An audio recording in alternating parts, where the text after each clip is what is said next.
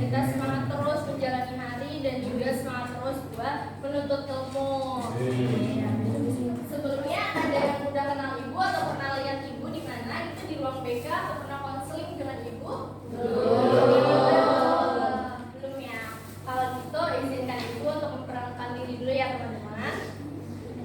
Nama ibu Silva Sagita Kusuma, di sini sebagai guru BK kalian.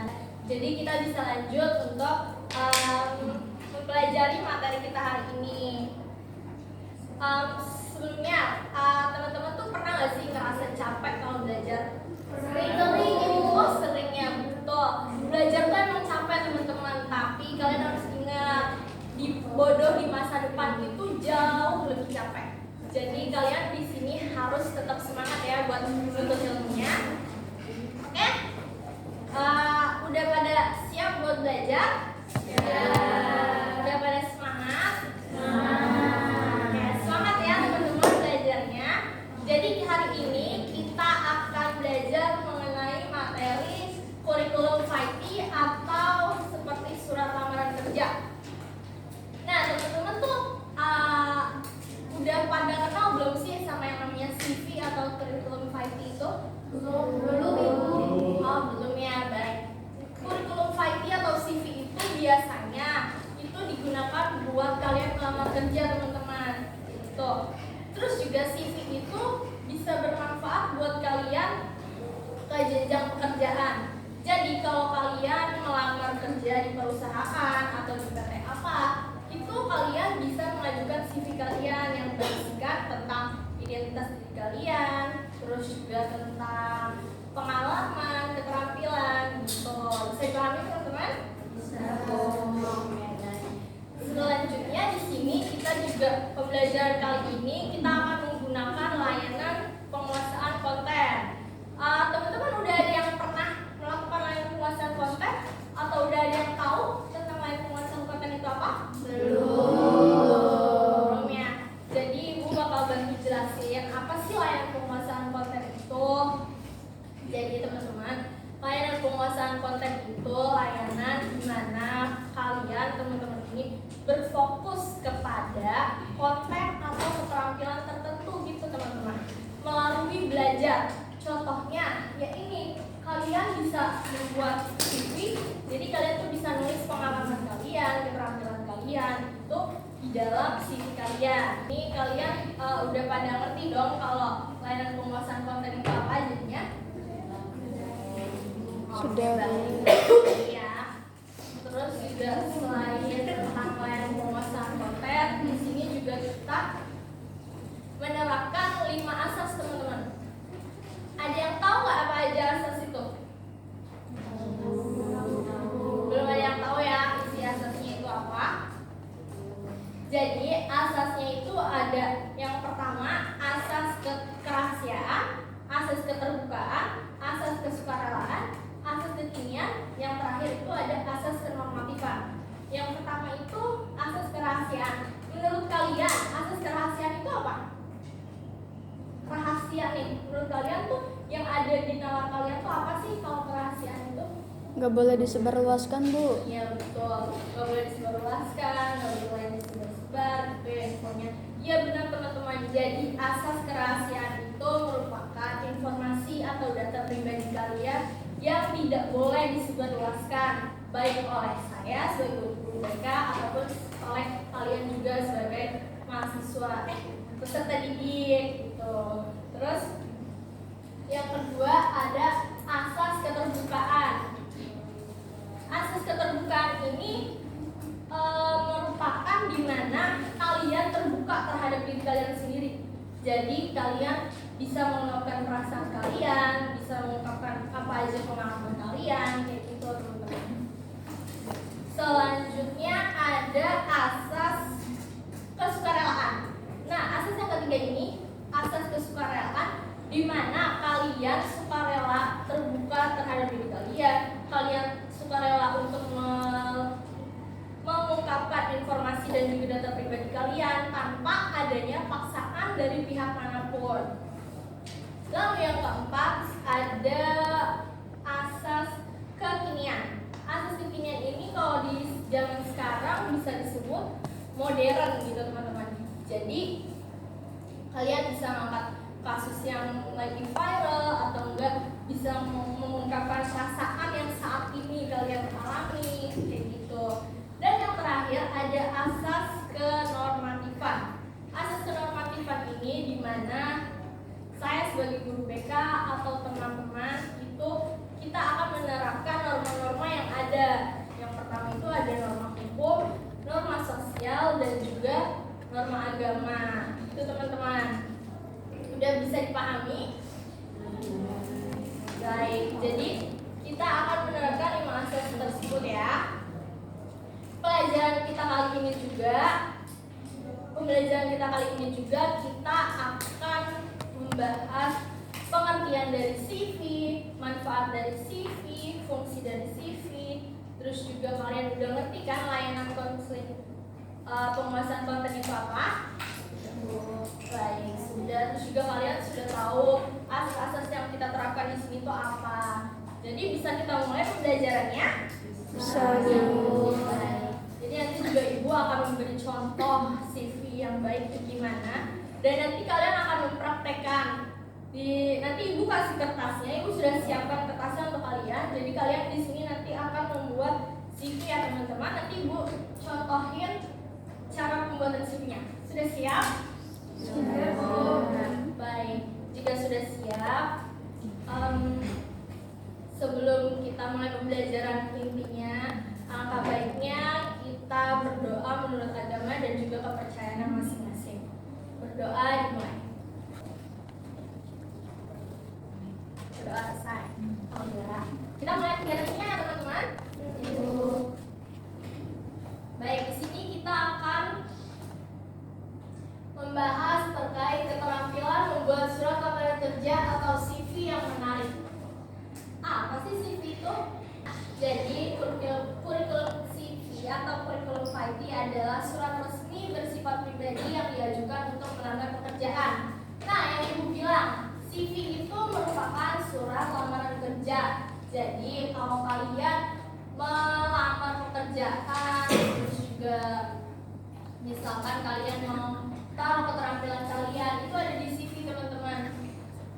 Kalian di dalam CV ini bisa untuk melamar pekerjaan kepada perusahaan.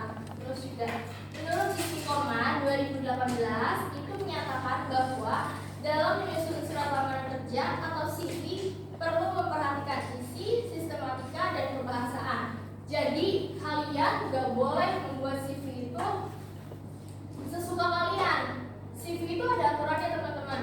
Di sini itu dikasih tahu kalau CV itu harus memperhatikan isi, sistematika, dan juga kebahasaan. Kalian nggak boleh menggunakan bahasa sehari-hari kalian. Jadi kalian tuh harus menggunakan bahasa yang formal, bahasa yang sopan, gitu teman-teman. Bisa dipahami? Seru. Oke, selanjutnya di sini juga masih ke pengertian CV. Di sini ada isi CV. Menurut kalian, isi yang harus ada di dalam CV apa? Pengalaman dulu. Boleh angkat tangannya? Saya dulu. Boleh apa? Pengalaman yang dia udah lakuin. Betul. Betul ya, yang dijawab Alifa itu juga termasuk ke dalam CV. Ada lagi teman-teman? Mungkin yang sebelah sini. Oke, Zita mau menjawab ya. Pendidikan dulu. Oh iya benar. Di dalam CV juga ada pendidikan teman-teman. Itu pendidikan kalian yang terakhir kayak gitu. Nah di sini dijelaskan kalau isi CV itu harus memuat kualifikasi pelamar, sumber lowongan, dan juga tujuan melamar. Isi CV kalian tuh gak boleh sembarangan teman-teman. Jadi di dalam isinya tuh kalian harus tahu kalian buat apa sih buat CV itu. Kalian tuh harus tulis tujuan dari membuat CV itu apa. Jangan cuma menulis doang keterampilan kalian tulis, tapi kalian nggak tahu tujuan dan maksud membuat CV kalian itu apa. Gitu teman-teman. Lalu di sini juga ada pun sistematika surat meliputi tempat dan tanggal, lampiran, perihal alamat, cara pembuka, isi, penutup, serta tanda tangan. Nah, itu yang lengkap teman-teman. Jadi di kurikulum IT atau kalian itu harus ada yang namanya tanggal, terus juga ada alamat, terus juga ada pembuka. Nah, pembuka itu bisa termasuk ke identitas diri. Jadi di dalam CV itu kalian tulis identitas diri kalian, seperti nama kalian, terus juga maksud dan tujuan kalian menulis CV itu apa. Paham? Paham, Bu. Oke, baik, kalau bisa dipahami. Selanjutnya ya. Di sini ada fungsi kurikulum vitae atau CV. CV ini dibutuhkan untuk memulai pekerjaan di suatu tempat. Umumnya, pelamar mengajukan lamaran setelah mengetahui adanya lowongan. Nah, teman-teman juga bisa naruh CV itu kalau teman-teman udah tahu ternyata misalkan perusahaan ini tuh ada lowongan. Misalkan kalian bisa nemuin lowongan itu dari sosmed, dari TV, atau dari surat-surat yang ditempel di umum gitu ya teman-teman. Kalian bisa temuin di situ. Nah, dari situ kalian bisa mengajukan CV kalian. Kalian tulis di situ CV kalian, lalu kalian taruh CV-nya ke perusahaan yang kalian tuju gitu teman-teman. Itu yang dimaksud fungsi CV. Lalu, lamaran juga dikirim berdasarkan permintaan lembaga atau perusahaan, baik melalui iklan, informasi dari orang lain, pengumuman resmi, atau inisiatif sendiri. Terus juga terutama dari media elektronik seperti TV, radio, website, dan YouTube menjadi sumber informasi lowongan yang paling menarik perhatian pelamar. Nah, seperti yang sudah Ibu bilang, kalau kalian menaruh CV itu, kalian bisa lihat dari iklan, dari website, dari YouTube. Tadi Ibu sudah bilang kan, kalian bisa naruh CV itu misalkan dari sumber-sumber yang kalian lihat. Jadi kalian bisa mengajukan CV kalian ke perusahaan gitu teman-teman. Selanjutnya, nah ini yang sangat penting dalam CV, yaitu menulis surat lamaran atau menulis CV. Ada dua hal yang perlu diperhatikan dalam hal ini. Yang pertama, surat harus sesuai dengan standar dalam hal bentuk, struktur, dan penampilan. Ibu mau tanya, menurut kalian penampilan CV yang baik dan menarik menurut HRD itu gimana sih? CV yang ATS, Bu. CV yang apa? ATS. HTS, iya benar. CV yang HTS yang tidak terlalu berwarna, tidak terlalu rame, itu bisa menjadi menarik perhatian HRD gitu teman-teman. Ada lagi yang berpendapat? Gak ada. Oke, lanjut ya. Terus juga yang kedua, surat harus memiliki keindahan dalam hal cara penulisan, penggunaan bahasa, dan maksud yang ingin Anda sampaikan. Nah, yang kedua ini itu yang dimaksud dengan kerapihan dari CV. Kalian harus tahu dulu cara penulisan CV, cara penggunaan bahasanya, dan juga maksud yang ingin Anda sampaikan. Jadi di CV itu kalian tulis tujuan kalian di identitas diri. Di identitas diri itu kalian bisa tulis tentang diri kalian, terus juga pendidikan terakhir kalian, dan juga jabatan yang ingin kalian ajukan. Misalnya kalian tertarik di bidang kasir. Di identitas diri kalian itu kalian harus menyantumkan tujuan-tujuannya, kayak misalkan saya tertarik di bidang kasir karena saya mempunyai pengalaman belajar akuntansi atau enggak berkomunikasi baik, kayak gitu ya teman-teman. Ada yang mau ditanyakan dulu dari menulis surat CV ini? Gak ada, berarti udah ngerti semua ya apa aja yang harus ada dalam CV. Oke, kalau gitu berarti udah tahu apa aja yang harus diperhatikan. Selanjutnya, struktur surat lamaran kerja atau CV. Nah, ini juga penting teman-teman. Kalian harus tahu letak CV itu pembuatannya kayak gimana.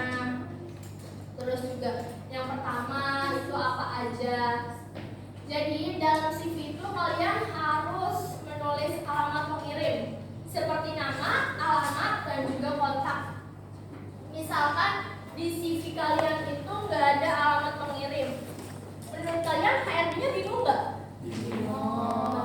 Pasti bingung ya. HRD pasti bingung, ini siapa sih yang ngirim? Kok nggak ada namanya? Terus misalkan isi dari CV kalian, pengalaman kalian, dan keterampilan kalian itu menarik, itu bakal merugiin diri kalian sendiri karena perusahaan atau HRD-nya itu nggak tahu nama kontaknya, nama alamatnya, nama siapa yang mau ngirim gitu teman-teman. Jadi nama alamat pengirim itu sangat penting dalam struktur surat lamaran kerja atau CV ya. Selanjutnya ada tanggal surat.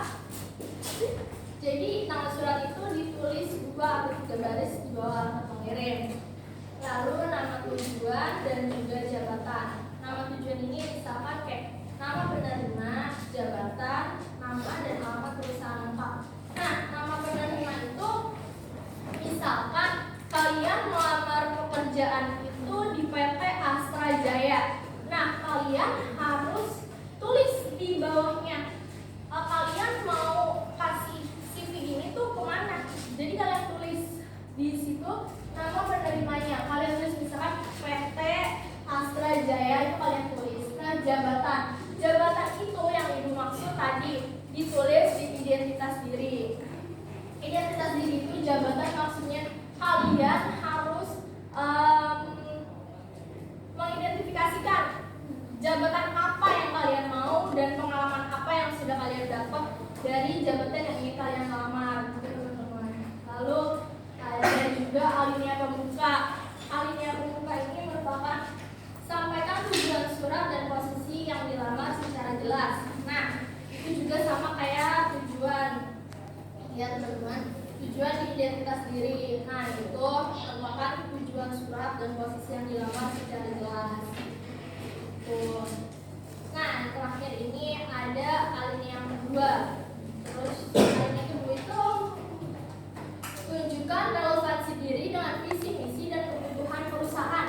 Nah, yang dimaksud alinea kedua ini kalian tulis pengalaman dan juga keterampilan. Itu lihat contohnya. Nah. Nih, alinea kedua itu merupakan pengalaman dan juga keterampilan. Nah, pengalaman ini merupakan alinea kedua yang dimaksud tunjukkan relevansi diri. Nah, pengalaman ini kalian tulis dalam CV kalian. Kayak pengalaman kalian apa? Sebanyak-banyaknya. Pokoknya sebanyak-banyaknya. Di sini ada yang udah kerja? Belum. Ada yang udah pernah kerja belum ya? Jadi kalian tuh sekarang sibuknya organisasi mungkin ya. Nah, jadi kalian juga tanpa pengalaman kerja, jadi kalian juga bisa tulis di sini pengalaman kalian di organisasi itu ngapain aja. Dan keterampilan kalian di sini kalian tulis juga. Misalkan sekarang kalian pintar dengan Microsoft Excel, itu kalian tulis. Itu juga misalkan kalian pintar bahasa, kalian juga tulis bahasa Mandarin, bahasa Inggris itu. Pokoknya keterampilannya kalian tulis di sini ya. Lalu di sini ada tanda tangan dan nama terang. Nama terang itu pasti harus ada di CV ya teman-teman, biar perusahaan ataupun HRD itu tahu siapa yang mengirim ini. Gitu teman-teman. Setelah ibu jelasin apa aja dari pengalaman, dari pengertian CV, fungsi CV, manfaat CV, dan juga struktur CV, ada yang ingin ditanyakan?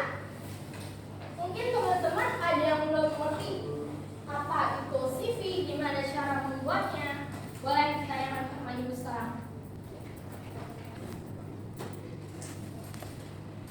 Atau mau ibu tunjuk siapa yang mau nanya, atau ibu harus kasih pertanyaan buat kalian jawab. Nabila? Boleh? Ada? Oh, nggak ada yang ada pertanyaan. Baik. Kalau gitu ibu aja nanya gimana? Boleh ya ibu yang nanya? Nih. Menurut dari materi yang udah ibu sampaikan, menurut Nabila tuh struktur dari bagian CV itu apa aja sih? Ibu nanya nih, apa aja strukturnya bagian dari CV?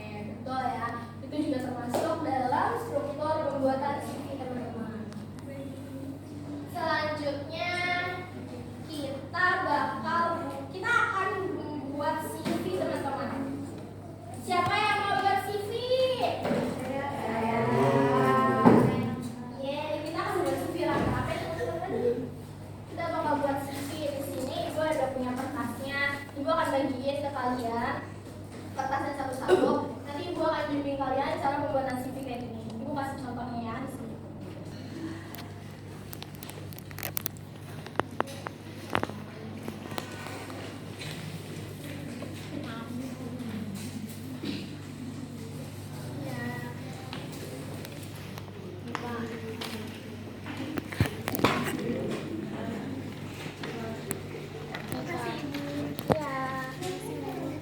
Kamu kalau lebih digeser ya kak?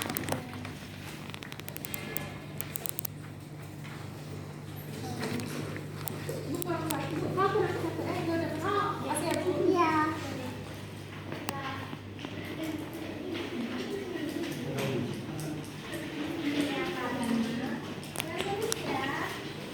Yang baik dan benar dan benar.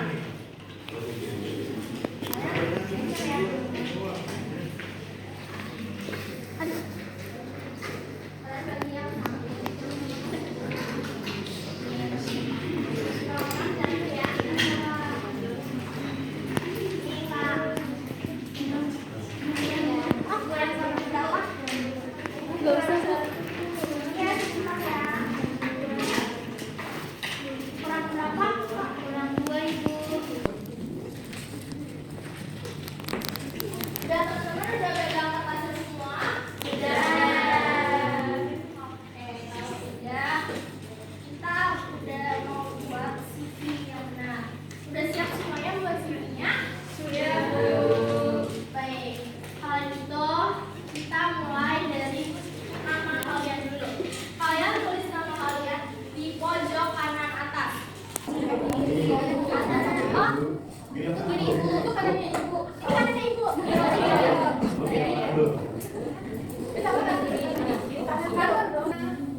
Bu, iya betul. Udah tulis teman-teman. Ibu lihat sini ya. Oke? Udah? Udah? Tulis namanya. Lalu di bawah nama kalian tulis nomor kontak kalian yang bisa dihubungi. Misalkan nomor WhatsApp. Tulis dong. Tulis dong. Itu kan ada buat CV. Udah tulis kontaknya? Udah, Bu. Oke. Kalau udah di sebelah kontak kalian, kalian tulis alamat email kalian. Alamat email ya, bukan alamat rumah. Iya, Bu. Kalian tulis alamat emailnya. Sudah? Sudah yang sebelah sini? Udah ya? Bisa kita lanjut? Oke, selanjutnya di sebelah email kalian tulis alamat kalian. Tapi alamat kaliannya nggak perlu lengkap, nggak perlu kayak nomor rumah, nggak perlu pakai RT RW, nggak perlu kelurahan, kecamatan gitu. Jadi kalian tulis alamat rumahnya tentang kelurahan ataupun kotanya aja. Misalkan kelurahan Jatisampurna, kotanya Kota Bekasi, kayak gitu teman-teman. Udah? Oke, kita lihat rumahnya dulu ya. Udah teman-teman? Udah, Bu. Udah, Ibu.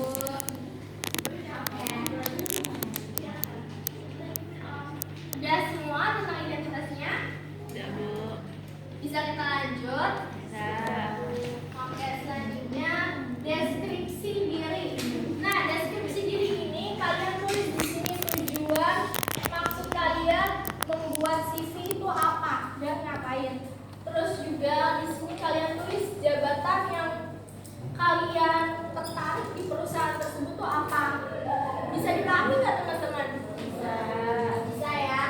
Jadi kalian tulis ya di situ tentang kalian, kemampuan kalian dan juga jabatan yang kalian tuju itu apa. Ibu kasih waktu 2 menit buat kalian pikirin deskripsi diri dan juga jabatan yang kalian tuju itu apa.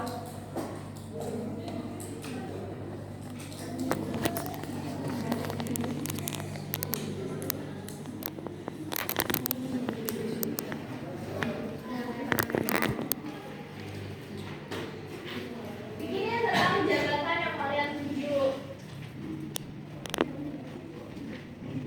Nih kamu tulis di sini deskripsi diri dulu. Iya betul. Deskripsi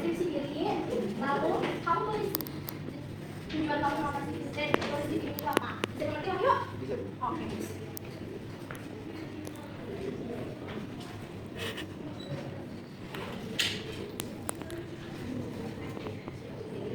Ya, boleh. Kalian itu pilih bagus. Ya. Lanjut ya teman-teman. Oke, lanjut ya. Kita ke pengalaman. Teman-teman kan di sini belum ada pengalaman kerja semua ya. Jadi di sini teman-teman bisa tulis pengalaman organisasi yang kalian ikutin itu apa. Nah, kalau kalian nggak mengikuti organisasi juga, kalian bisa menulis pengalaman kalian tentang belajar. Misalkan ada pembelajaran ekonomi atau enggak pembelajaran kelas komputer, itu bisa kalian tulis di sini di pengalaman. Bisa dipahami teman-teman? Bisa. Oke, Ibu kasih waktu kalian buat isi pengalaman itu 3 menit ya. Kalian pikirin pengalaman apa aja yang sudah kalian lakuin. Oke?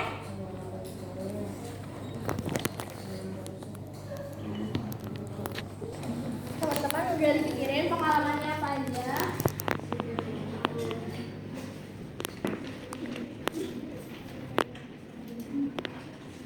Ditungguin ya.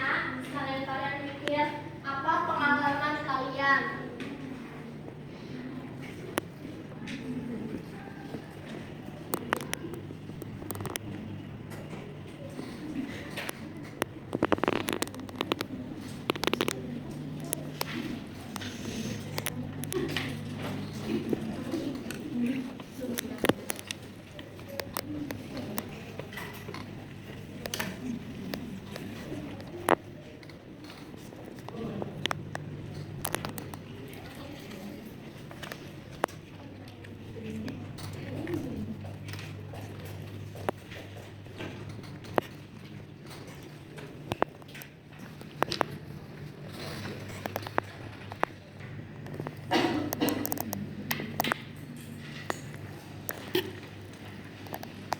Teman-teman waktunya kayaknya udah habis buat kalian tulis pengalaman kalian. Udah semua belum? Udah. Kalian berdua yang di depan udah? Udah. Oke. Bisa kita lanjut ya? Oke. Dari pengalaman menurut kalian apa setelah pengalaman? Tebak. Keterampilan. Betul, keterampilan dulu teman-teman sebelum pendidikan. Jadi pengalaman sama keterampilan kalian itu beda. Pengalaman itu yang sudah kalian lakuin. Kalau keterampilan itu bisa bakat, bisa kayak gitu. Nah, keterampilan kalian tulis di sini. Misalkan kalian bisa Microsoft Word, bisa komunikasi yang baik, bisa manajemen waktu, kayak gitu. Bisa dimengerti? Bisa. Oke, bagus. Semangat banget ya teman-temanku. Ini mau jawab 1 menit ya? Ya, jawab.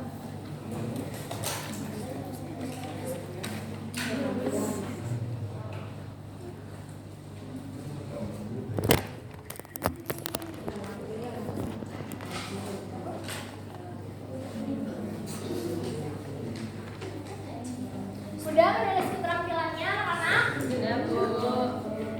Sudah. Selanjutnya yang terakhir apa tadi? Betul, pendidikan. Yang terakhir pendidikan. Pendidikan yang kalian tulis itu nggak perlu panjang lebar teman-teman. Jadi nggak perlu dari SD, SMP, SMA, nggak perlu.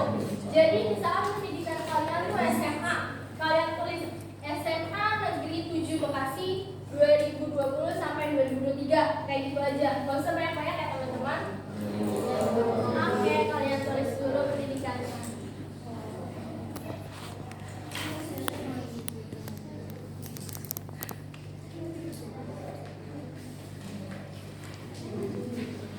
Udah anak-anak? Sudah.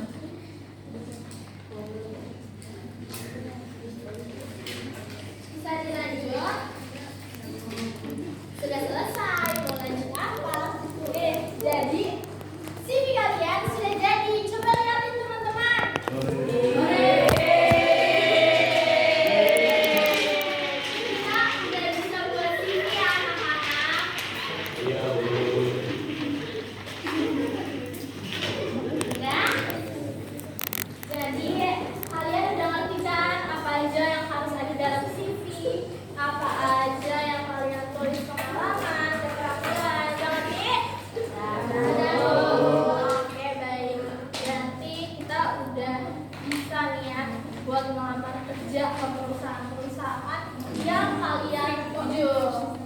Senang nggak bisa buat CV? Senang.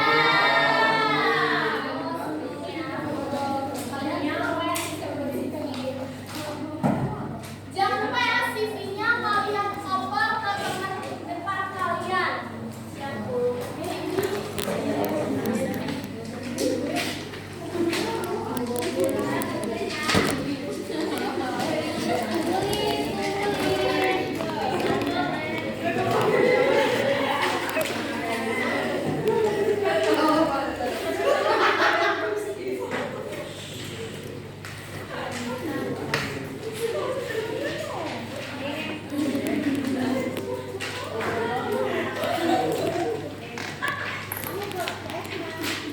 Sudah?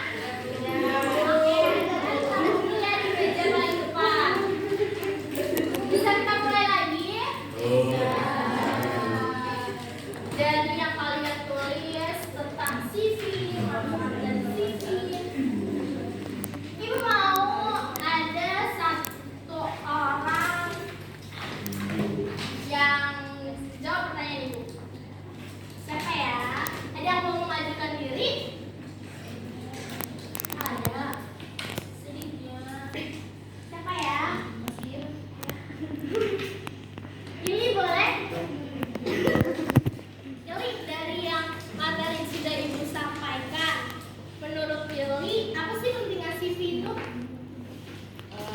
Pentingnya CV itu untuk yang pertama untuk melamar pekerjaan, terus identitas dirinya Bu, terus dari untuk identitas keterampilannya apa aja gitu Bu. Iya, betul. Bagus teman-teman. Berarti kalian semua udah paham ya apa dari CV itu? Oke. Selanjutnya Ibu mau kalian buat kelompok berisikan 6 orang. Oke, bisa dibuat sekarang 1 menit waktunya.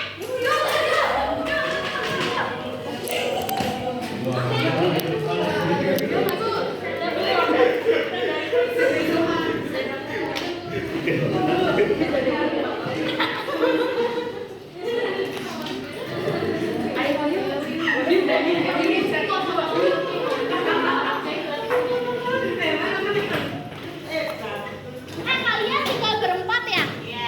Kalian bisa gabung aja nih 1, 2, 3, 4. Jadi 7 kelompok ya, 7 anggota kelompok, oke? Jadi kalian gabung aja ya, satu-satu dipencet.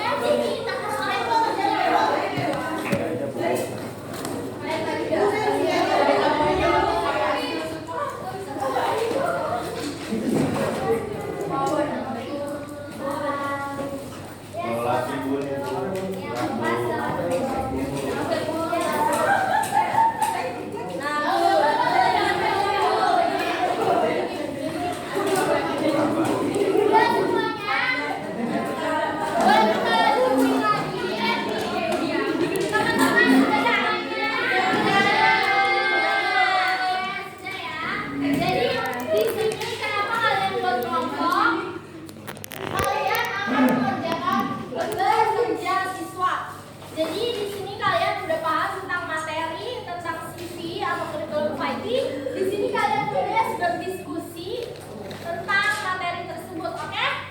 Ibu kasih satu kelompok satu. Jangan lupa ditulis nama anggota kelompoknya ya. Iya Bu. Maaf Kak, boleh diantar ke belakang? Kasih. Ini Pak. Iya, bisa di situ aja ya. Berdiskusi teman-teman, jangan sendiri ya yang mengerjakan.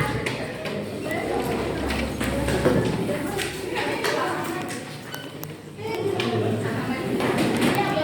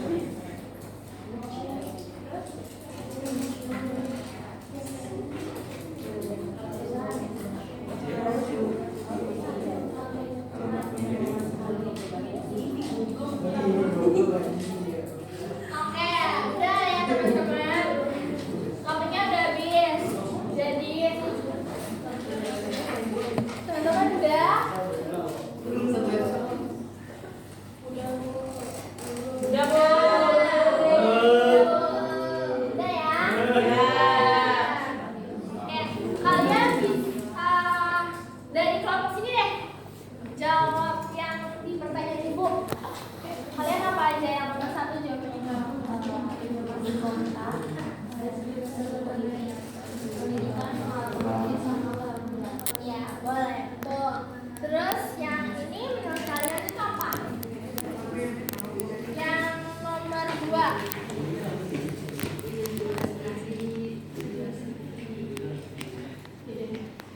Identitas diri, tujuan CV,